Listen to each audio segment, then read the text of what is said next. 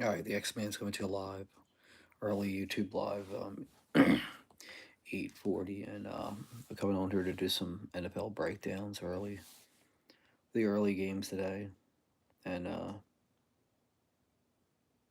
on here just to. Oh yeah, also congratulations to the Yankees for getting to the World Series yesterday. Juan Soto coming up big, and the Yankees are back in the World Series. We'll see what happens. Um, Actually, kind of proud about that. So we have a couple games that are going on. Um, and we got a game early. It says Jaguars and the Patriots. The records are deceiving here because you have the Patriots and the Jaguars, and it's looking like the Jags will probably most likely win this game. I think. I don't think the New England Patriots have anything offensively to even come in. The Jags can salvage this win, but at 1-5, their season's probably been over for a couple weeks now. Trevor Lawrence has to get it together, and it doesn't look like him and Dougie P are on the same page. So that's where you're really looking at right now. So I probably would take the Jaguars with the 6.5. The total is 41.5 points. I guess that's all right. I'd probably take the Jags, but I actually did take the Jags. So hopefully that happens. Not really a meaningful game, actually, really now. But then you go down the list, the Titans and the Bills. Obviously, the Buffalo Bills are playing at a high level. I just hope they don't sleep on the Titans. I could see that game being a lot closer than people think.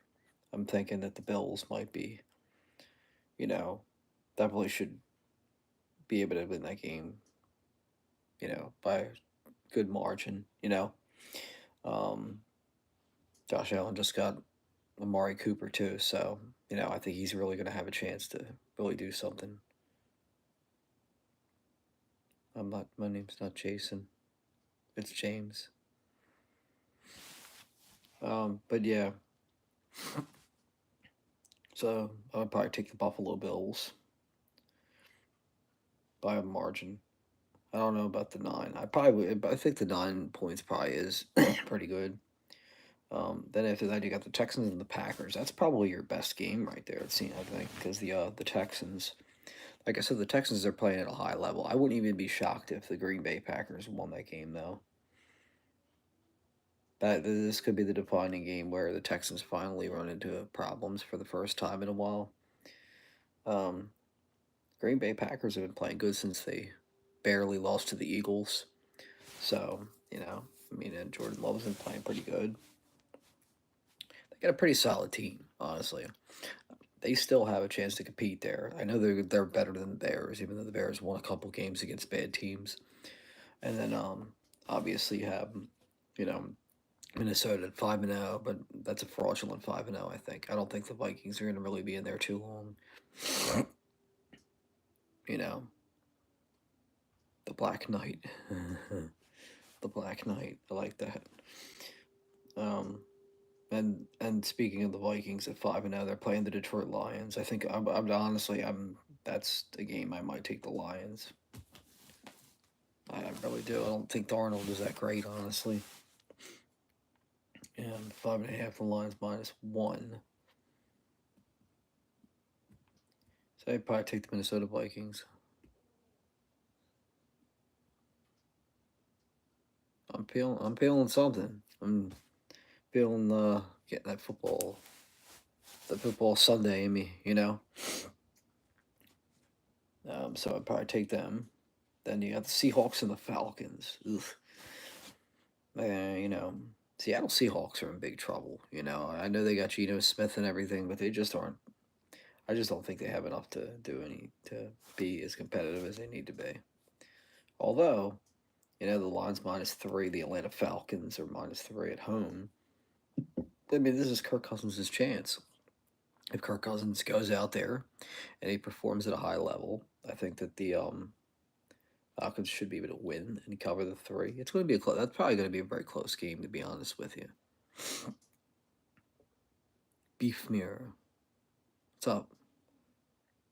So and then going down the list, now we are, you know, I don't really talk much about the Falcons. I mean, the Falcons, we'll see what happens with them. The Cincinnati Bengals and the Cleveland Browns. The Bengals and the Browns. The Cincinnati Bengals and the Browns. The Browns are really, really in a big toilet bowl. The Cleveland Browns, let me tell you something. The Cleveland Browns, they flushed their entire franchise down the toilet the minute they traded for Deshaun Watson and gave them 4 first-round picks up. All they do is just trade, trade, trade. They never give the time for talent to build up down there in Cleveland, which is why they're 1-5 right now. Deshaun Watson's not a good quarterback. He should have been benched. And Kevin Stefanski is a little crazy for thinking that he has the best chance to win. Jameis Winston gives you the best chance to win. You're just doing it because you know you don't want to discourage the kid and tell him, we gave 4 first-round picks up for you, and you basically can't be in here anymore. So I honestly would probably take the Cincinnati Bengals with a 5.5. I think Cleveland's in big trouble. Then you go to the Dolphins and the Colts. The underachieved Dolphins at 2-3. Yeah, it's live. Yep. I'm trying to do Sunday morning evaluations here. Dolphins and the Colts. Mike McDaniel is probably one of the worst coaches in the NFL. People keep telling me it's Sirianni. I'm like, well, we'll see what happens. I don't know. He got them to a Super Bowl. Mike McDaniel's won nothing. So, by stat wise, really, that's not true. Mike McDaniel's a very overrated coach that has no control of the team. The fact that you're going to even put two in there within the next couple weeks, a week or two, is just crazy to me. Or even today, I don't even understand the logic of that. That man is going to end his career and hopefully nothing worse than that. And Mike McDaniel's just going to go out there and just put it back in there, which is just crazy to me. I don't even understand that logic because you're 2-3. You have all these talented receivers that like Tyreek Hill and Odell. I don't know where Odell Beckham is, but these probably getting 20 million a year to do nothing. So they're an overrated franchise. 2-3 at the Colts. I wouldn't even be surprised if the Colts beat the Dolphins today too.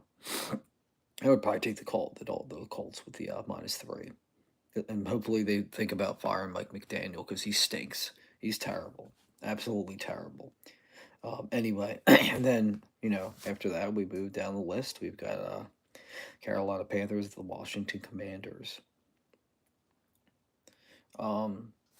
9.5. I'm surprised it's not 10, but whatever. And I would probably honestly, the Washington Commanders should be able to easily win this game. Carolina Panthers are just a rebuilding franchise. They're not really doing anything that's going to change anything. What's the best football team right now? I honestly like the Texans right now, secretly, as the most. But, obviously, the Buffalo Bills, in my opinion, I would like to see them do it, but they're not. They're not the best team. But the Houston Texans probably right now are playing the best football. I think the Kansas City Chiefs have Taylor Swift, and she's overrated, and she's been paying people off. So we already know that happens. Anyway, so yeah, the Commanders should probably win easily here. The Washington Commanders should definitely easily win today, and the 51.5, I'd probably take the under.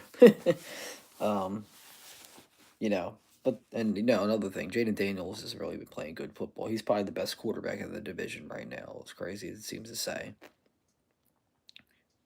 Um, because you'd like to think Hurts is a good quarterback, but Hurts is really not. He's about a little bit above average right now. Yeah, I don't know if the Bills are going to lose today. I don't think they are. They're playing the Titans. They're probably going to win easily. So, and then moving on to the 4 o'clock games now. Oh, actually, that Panthers Commanders was 4 o'clock. So Raiders and Rams. Ooh. Raiders and Rams. I would love to see the Raiders win, but they're such a disorganized franchise. and they have Aiden O'Connell as their starting quarterback. I think it's going to be big troubles out there. Hopefully, Tom Brady gets in there as partial owner of the Raiders, and he tries to turn the Los Angeles or the Las Vegas Raiders around. Their season's pretty much in the balance today. If they can't beat the Rams, they're probably done for the season. This is probably it. If you can't beat the Rams at 1-4, you're probably not going to be able to beat anybody. It's a shame because Devonte Adams was the drama queen, and all of a sudden he's miraculously ready to go for the Jets because Aaron Rodgers is a fraud, and he goes out and gets his coach fired, and people say nothing about it. It's sad. The Jets they're letting a overrated old quarterback control their team. I don't even think they do play. They play tomorrow night or tonight. So yeah, probably hopefully the Raiders can cover this. I don't even know if the Raiders cover the 7. I would probably say just money line for the Raiders. I even trust stuff like that. Here we go.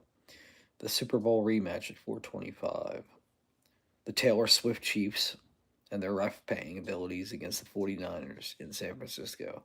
Hopefully San Francisco gets it done. I would like to see San Francisco win the game, but we all know that it's going to come down to the refs and Taylor Swift for the Chiefs. It's just that simple.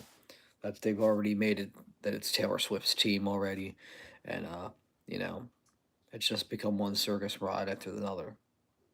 And the line's -2. I would probably, I'd like to take San Francisco. I probably would take San Francisco. Honestly, I would go with it. Even though the refs are going to get involved, I would still probably take it. You know, uh, that's just the way it is. And then you got your 8 o'clock game, Jets at the Steelers. I really, sometimes I feel like the NFL is trying to get the Jets to win, and the Jets still aren't good enough to win. You know,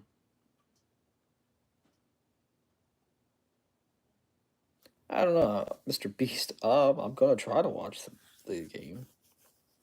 I guess I gotta watch it. I don't know. I probably won't. I'll probably do other things on here. I'll just keep an eye on it. Uh, I'll probably take the Steelers Jets. And what's the line on that one? It's the Jets -2. I think you gotta take the Steelers +2. I think you got a better chance of keeping it that way. So, anyway, those are my picks right now, and you know, we'll see what happens.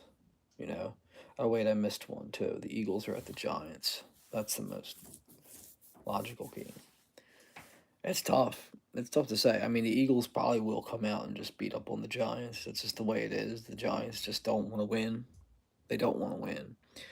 Daniel Jones is not a good quarterback, and they still continuously keep him in there and say that he is. John Mara needs to sell the Giants. I say this all the time. John Mara needs to sell the Giants. Just sell the Giants. Don't try to stay there and pretend like your dad Wellington. You can't. You can't do it. You haven't done it since 2011, since you took over and your dad passed away. God rest his soul. You've done nothing. You've done nothing. You've overhyped Odell Beckham. He's not that good, and you've had lots of losing seasons, and not too much productiveness. And then you gave Daniel Jones $40 million, and that's really what it is. So I probably, as much as I hate to say it, you got to take the Eagles. Like they seem to be the team to watch. And who's going to be Rookie of the Year? I think C.J. Stroud's going to still win it, even though Caleb Williams is going to be there. But C.J. Stroud he needs to be the guy to do it. And I think he's going to be the guy that gets it done. Oh, wait, no, C.J. Stroud's not a rookie. I'm sorry. Let me talk about Jaden Daniels is going to win Rookie of the Year. Jaden Daniels is going to win Rookie of the Year. Jaden Daniels will win Rookie of the Year. Um, I think he's the best out there. Although there are other positions in the NFL. That's the thing I always say too. They put the MVP and they put the Rookie of the Year, and every time it's always a quarterback. Why can't it be a position player? That's another question that I'm going to get into later on. I feel like they need to have position players because there are position players like defensive backs and linebackers that deserve a chance to do this, and they just favor the quarterback. It's just not fair. You might as well say quarterback of the year because you're only picking out one position. That's exactly where it was at. Um, so yeah, those are my takes today, and we'll see what we got. I'm gonna get off here though. I just did my deduction. I honestly think it's gonna be an okay day of football. I think that what will end up happening is I think one of your best games will probably be. It's probably gonna be the Texans and the Packers. The Texans and Packers game is probably gonna be really interesting. So we'll see what happens with that.